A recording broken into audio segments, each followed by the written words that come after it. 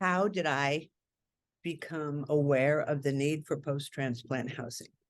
So after my transplant, and it took me 6 months to go from sitting to standing. And after I was able to walk, I had this incredible need to give back. I really didn't have, know anything about nonprofits. I didn't even think about that. But I started volunteering at my transplant center, and I got placed in the transplant clinic.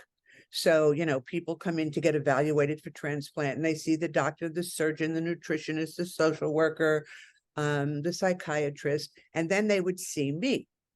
And I would go in and say, hi, I just had a heart transplant. My name's Eva. Is there any questions that I can answer for you? And it was there that I learned that you can't get put on the list unless you can prove that you have post-transplant housing, within a half an hour or maybe an hour of your transplant center.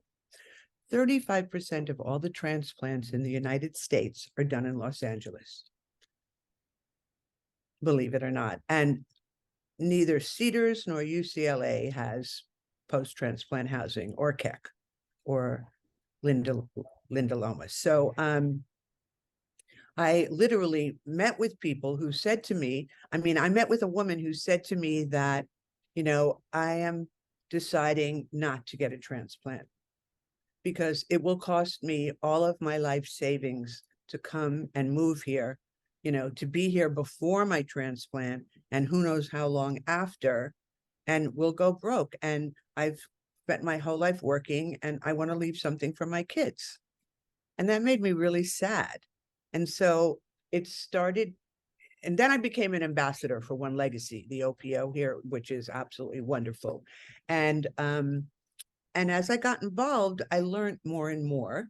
And being at Cedars, I saw people literally get turned away from getting listed. And the state of Nevada, which is close to us and to Arizona, but they have no transplant centers. So everybody comes here. And so I thought, okay, well, this is something that One Legacy isn't doing, because of course you want to promote organ donation because that's the most important thing, because without the donor, there is no story. Without the donor, there are no transplant centers, no transplant doctors, no nothing, but people don't think of it like that. And it blows my mind that the OPOs aren't allowed to financially help the donor families. So I decided that I would start a nonprofit that would help the donor families and provide post-transplant housing. I started my nonprofit, Ava's Heart, with my first disability check, which was $1,500. And I don't even know how it all came about, but I was, I was a dancer, and dancers to me are the most amazing people because we can do anything.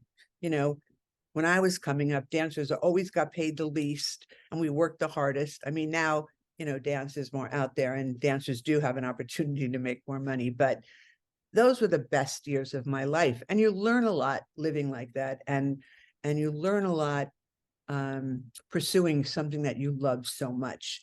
And you're not pursuing it for money or for anything else except for the love of dance.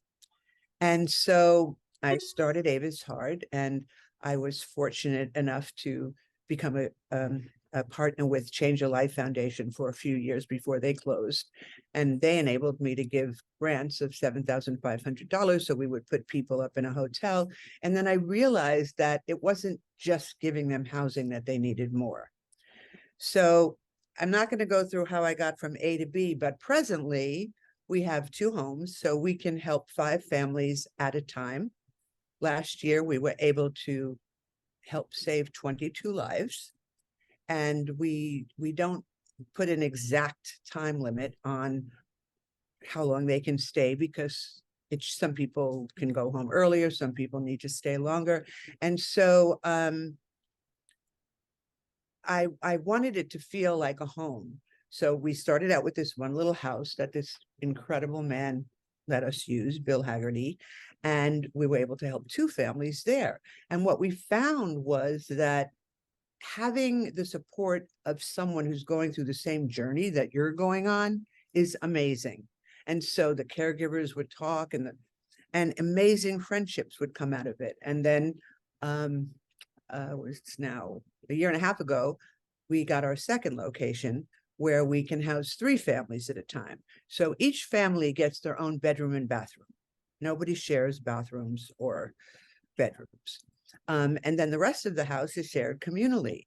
And it has proven to be the most wonderful, one of the most wonderful things I've ever done in my life. I mean, you walk into the house and this one's helping this one, and this one's helping this one. And, this caregiver is, taking this young guy whose wife just had lungs, they're walking to Trader Joe's together with his arm around him and, helping him realize, that he can do this. And, it's beautiful. It's really beautiful. And I think it brings out the best of everyone. And presently, we're working on trying to get a third location that would help 4 families, because it's a 4-bedroom with 4 bathrooms.